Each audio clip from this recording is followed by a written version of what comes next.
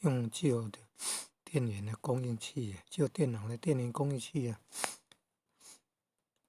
好像正方体那个形制的一个盒子呢，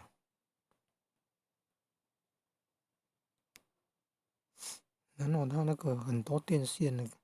有塑胶头的可以接到那个硬碟了，有没有？那个线很多，还找一黄一黑，黄的是正12伏特电流的输出正极，一般都是红色正极，这个是黄色是正极，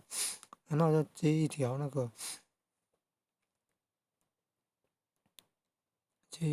接一条是那个电源供应器电源线的那个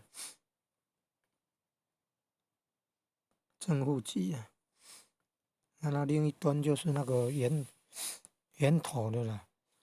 可以再连接到那个电钻里面有装一个那个圆头的可以插进去的那个零件呢，然后再接通这个电。你看这个一找到那个一粒一黑线电线，然后金属夹插入是通电，真的就可以用了。